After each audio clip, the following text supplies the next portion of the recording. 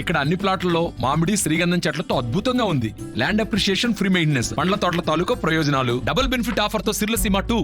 ఆంధ్ర రాష్ట్రంలో రైతుల పరిస్థితి ఏ విధంగా ఉందో మనం అందరం కూడా ఈ 5 సంవత్సరాలు చూడడం జరిగింది. కానీ ఆలగడ్డలో ఈ విధంగా రాజకీయాలు తయారవుతాయి, ఈ విధంగా రైతులని ఇబ్బందులు పెట్టే కార్యక్రమము నాయకులే చేస్తారని ఎప్పుడు కూడా కల్లో కూడా ఎవరు కూడా ఊహించుండరు. ఈరోజు ఫ్యాక్షన్ని అడ్డు పెట్టుకొని రౌడీయిజం చేసి మేము ఫ్యాక్షనిస్టులు అని చెప్పి రౌడీయిజం, గూండాయిజం చేసే నాయకులకి ఆలగడ్డ ప్రజలు బుద్ధి చెప్తారని నేను అనుకుంటున్నాను. ఎందుకంటే గతంలో వాళ్ళ కుటుంబ సభ్యులు ఎమ్మెల్యేలుగా ఉన్నారు, మేము ఎమ్మెల్యేలుగా మా కుటుంబ సభ్యులు ఉన్నారు. ఎప్పుడు కూడా ఈ విధంగా మేము ఏదైనా రాజకీయంగా కొట్లాడుక ఉన్నాయి తప్ప ఎప్పుడు కూడా రైతులని, సామాన్య రైతులని, పార్టీలకు అతీతంగా ఈరోజు రైతులని ఇబ్బంది పెట్టే కార్యక్రమం గతంలో వాళ్ళ పెద్దనాన్నగారు చేయలేదు, మా పెద్దలు కూడా చేయలేదు. ఎప్పుడు కూడా ప్రజలు బాగుండాలా, రైతులు బాగుండాలా అని ఒక ఆలోచన ఉండింది. కానీ ఈ విధంగా రౌడీయిజం, గూండాయిజం చేస్తారని ప్రజలు కూడా ఊహించుండరు. ఈరోజు ఏదైతే ఒక భయాన్ని మీరు ప్రజలందరి మీద పెట్టి దాని మీద మీరు పనులు చేయించుకోవాలనుకుంటున్న ఒక నీచమైన కార్యక్రమం చేస్తున్నారు. ఈరోజు ఎమ్మెల్యేగా నువ్వు గెలిచినావే కానీ ఏ రోజైనా ఎమ్మెల్యేగా నువ్వు వివరించినావా? ఏ రోజైనా ఎమ్మెల్యేగా నువ్వు పనులు చేసినావా? నీ కుటుంబ సభ్యులు ఎవరైనా తప్పు చేస్తే నువ్వు అడ్డుకున్నావా? మరి ఏ విధంగా నువ్వు మళ్ళీ ఎమ్మెల్యేగా పోటీ చేయడానికి ముందుకు వస్తున్నావు అనేది కూడా ఒక్కసారి నువ్వే ఆలోచించుకోవాలా. ఈరోజు నీ కుటుంబ సభ్యులు ఏ విధంగా రైతుల మీద పడి, చిన్న చిన్న కుటుంబాల మీద పడి లక్షల రూపాయలు ఈరోజు సంపాదించుకుంటున్నారు. అంతేకాకుండా ఈరోజు ఎప్పుడు లేని కమిషన్ రాజకీయాలు ఆలగడ్డలో చూస్తామని కూడా ఎప్పుడు కూడా ఊహించలేదు. మీరు నా గురించి ప్రెస్ మీట్లు పెట్టి నా కాడి నుంచి మా ఇంటి సొమ్ము తిని ఈడ కాపలా కాసిన వాళ్ళని మీరు తీసుకుపోయి వాళ్ళతో ప్రెస్ మీట్లు పెట్టిస్తున్నారు. నా ఇంటి సొమ్ము తిన్న వాళ్ళకి అన్యాయం నేను చేసినానంట. ఏ విధంగా అన్యాయం చేసినాను? గతంలో వాళ్ళు మా దగ్గరకు వచ్చినప్పుడు వాళ్ళ కుటుంబ పరిస్థితి ఏంటి, మా దగ్గర నుంచి వెళ్ళిపోయిన తర్వాత వాళ్ళ కుటుంబ పరిస్థితి ఏందో ఒక్కసారి మీరు కూర్చొని ఆలోచించండి. నిజంగంటే నా దగ్గర డబ్బు సంపాదించకపోయింటే మీరు పక్కన కూర్చోబెట్టుకున్న వాళ్ళ, మీకు కమిషన్లు ఇవ్వకపోతే మీరు పక్కన కూర్చోబెట్టి టీ కాఫీలు ఇచ్చేవాళ్ళ వాళ్ళకి. అన్నిటికీ లెక్క చెప్తా. నేను అవినీతి కార్యక్రమం చేశానని ఒక్కటి కూడా నోటికొచ్చినట్టు మాట్లాడుతున్నానే తప్ప ఒక్కటైనా ఇంతవరకు 5 సంవత్సరాలు నిరూపించగలిగినారా? అధికారంలో మీరే ఉన్నారు, ఎమ్మెల్యేలుగా మీరే ఉన్నారు, మీరే మంత్రులు, మీరే ముఖ్యమంత్రి, అన్ని మీరే. అబండాలు వేయడం తప్ప ఒక్కటైనా నిరూపించగలిగినారా అని చెప్పి ఈ రోజు నేను వాళ్ళని ప్రశ్నిస్తున్నా. అడ్డమైన వాళ్ళతో ప్రెస్ మీట్లు పెట్టిస్తే దాన్ని ప్రజలు, మీడియా ఎవరు కూడా ఒప్పుకోరు. అసలు సిసలైన బాధితులు మీరు ఎప్పుడైనా ప్రెస్ మీట్లు పెట్టించి నేను తప్పు చేశానని ఎక్కడైనా నిరూపించగలిగినారా? సరే, అదంతా పక్కన పెడదాం. మొన్న జగన్మోహన్ రెడ్డి గారు ఎందుకు వచ్చినారు ఆలగడ్డకి? జగన్మోహన్ రెడ్డి గారు ఆలగడ్డకి ఎందుకు వచ్చినారు? రైతులతో ముఖాముఖి, రైతుల సమస్యలను కనుక్కోవడానికి వచ్చినారంట. ఏ రైతు మాట్లాడాడన్నా? వాళ్ళ బిల్డప్ వాళ్ళు ఇచ్చుకోవడం, వాళ్ళ కార్యకర్తలతో మాట్లాడించడము, జై జగన్ అని అనిపించుకోవడం తప్ప ఏ ఒక్కరైనా సరైన ఒక రైతులేసి రైతు సమస్యలు దాని గురించి మాట్లాడినారా? రైతుల సమస్యల గురించి ఎమ్మెల్యే మాట్లాడినాడా? రైతుల సమస్యల గురించి మాట్లాడలా. లోకేష్ అన్న గారి గురించి మాట్లాడినాడు, చంద్రబాబు నాయుడు గురించి మాట్లాడినాడు, విఖ్యాత్ గురించి మాట్లాడతారు, మా గురించి మాట్లాడతారు. రైతుల సమస్యల గురించి ఎందుకు మాట్లాడలేకపోయినాడు ఎమ్మెల్యే? సాగునీటి సలహాదారుడు కారులో ఎందుకు కూర్చున్నాడు? ఎందుకు స్టేజ్ మీద లేడు? ఎంత నీచమైన రాజకీయాలు చేస్తున్నారు. రైతులతో ముఖాముఖి అని చెప్పి రైతుల్నే దాడి చేస్తారు. రైతులతో ముఖాముఖి అని చెప్పి సమస్యలు చెప్పుకోవడానికి వచ్చిన రైతుల మీద దాడులు చేస్తారు. అంటే ఇది రైతుల సమావేశం కాదు, కేవలం వైసీపీ కార్యకర్తల సమావేశము. రైతులు వచ్చి ఎక్కడ ఏం చెప్తారని భయంతో రైతుల మీద దాడి చేస్తున్నారు. మళ్ళీ మీరు దీన్ని కప్పి పెట్టుకోవడానికి నా మీద ప్రెస్ మీట్లు పెట్టిస్తారా? దీనికి మించి మీరు ఎక్కువ ఏం చేయలేరు. నా మీద ప్రెస్ మీట్లు పెట్టించడము, మమ్మల్ని తిట్టించడాలు, సోషల్ మీడియాలో పెట్టించడాలు, పోలీస్ డిపార్ట్మెంట్ పెట్టి కేసులు పెట్టించడాలు. ఇది తప్ప ఏమైనా చేయగలుగుతున్నారా మీరు? ఇది తప్ప ఏమైనా చేతనవుతుందా మీకు? ఏమీ చేతన కాదు మీకు. చేతగాని నాయకులుగా ఈరోజు మీరు చరిత్రలో ఉండిపోతారు. ఒక్కసారి అవకాశం ఇచ్చినందుకు కల్లోలం చేస్తున్నారు ఆలగడ్డని మీరు. ఏనాడు మా ఇంటి గడప తొక్కని వాళ్ళు కూడా ఈరోజు మా ఇంటి గడప తొక్కి మిమ్మల్ని తిడుతున్నారంటే సిగ్గుగా అనిపించట్లా? మా ఇంటి నుంచి పోయినాడు ఒకడు, ఫస్ట్ మిమ్మల్ని తిట్టి పోయినాడు. దున్నపోతు, బరగొడ్డు, తాగుబోతు, ఏందంతో మాట్లాడినాడు మీ గురించి. తీసుకుపోయి మళ్ళీ మీ పక్కన కూర్చోబెట్టుకున్నారు.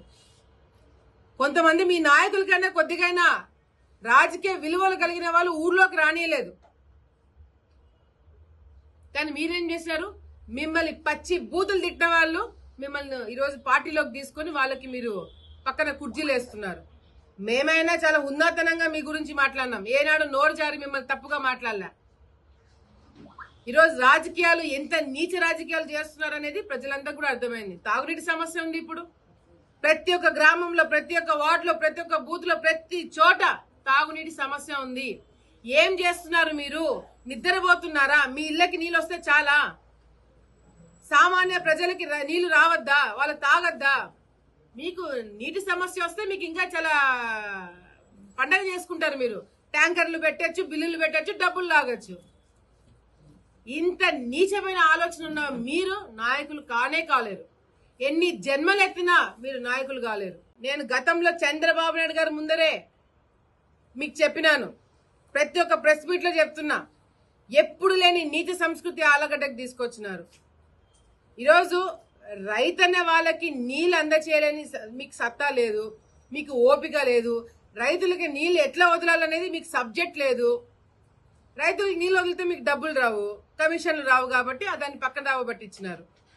కానీ మీ అమ్మగారు చాలా తెలివిగా, మీకన్నా తెలివితేటలు మీ అమ్మగారికి ఉన్నాయి. నేను పొగుడుతున్నా, మీ ఎమ్మెల్యే కన్నా ఎక్కువ తెలివితేటలు వాళ్ళ అమ్మగారికి ఉన్నాయి. రైతులకి నీళ్ళు వదిలే నీళ్లు కూడా ఎరుగుడు దిన్నెలో చెరువుల్లో నింపుకొని ఆ చెరువులో చేపలు పట్టాయన్న ఆలోచన మీ అమ్మగారికి వచ్చింది చూడండి. Hands of.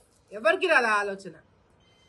రైతులు పంటలు పండించుకోలేక పంటలు ఎండిపోతున్నాయి, మాకు ఆత్మహత్య చేసుకునే పరిస్థితికి తీసుకురావకండి వాళ్ళు మొత్తుకుంటున్నారు. మీ ఎరుగుడు తిన్న చుట్టుపక్కల గ్రామ ప్రజలు, చందలూరు, మందలూరు, పేరూరు, బత్తలూరు, ఎర్రగుంట్ల, ఈ గ్రామాలన్నిటికీ నీళ్లు రాకుండా ఇబ్బందులు పెట్టింది మీరు కాదా? నాకేమీ సరదా కాదు మీ మీద విమర్శ చేయడానికి, కల్లారా కనపడుతుంది.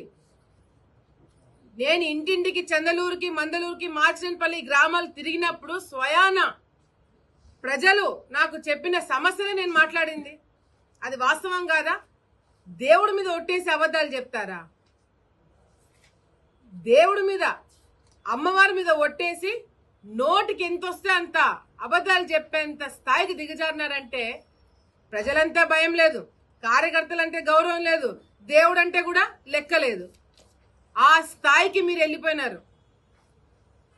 మీ అమ్మగారు గుడి దగ్గర ఉండి దేవుడి మీద ప్రమాణం చేసి ₹1 నేను కమిషన్ తీసుకోలేదని ఎంత గొప్పగా మాట్లాడిస్తున్నారు.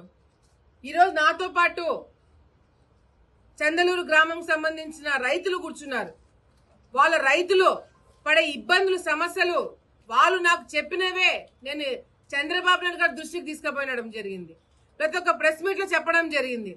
రేపు పొద్దున ఈ గ్రామాల చుట్టుపక్కల మీ ఎరుగుతున్న ఉన్న గ్రామాలతో సహా రేపు పొద్దున ప్రతి ఒక్క రైతుకి చివరి ఆయకట్టు వరకు నీళ్లు ఇవ్వగలిగిన సత్తా ఉన్న నాయకులు ఎవరు అంటే అది మేము మాత్రమే. మేం ప్రతిపక్షంలో ఉండి నీళ్లు మీరు తీసుకురాలేకపోయినారు. మేం ప్రతిపక్షంలో ఉండి కలెక్టర్తో కొట్లాడి తుంగభద్రలో నీళ్లు దాపెట్టుకున్నారని చెప్పి కలెక్టర్కి నిరూపించి నీళ్లు దాదాపుగా కొన్ని 1000 ఎకరాలకి ప్రతిపక్షంలో ఉండి నీళ్లు నేను తీసుకొచ్చిన. మీరు గాడిదలు కాస్తున్నారు. చెరువులో నీళ్లు నింపుకొని చేపలు పట్టుకుంటారా? రైతుల కన్నా ఎక్కువ అయిపోయిందా మీకు? ఏ గ్రామంకైనా సరే మేము రెడీ. నువ్వేంది నాకు సవాల్ వదిలేది? సవాలు మీరు వదులుతారు, నేను స్వీకరిస్తాను, నన్ను హౌస్ అరెస్ట్ చేస్తారు.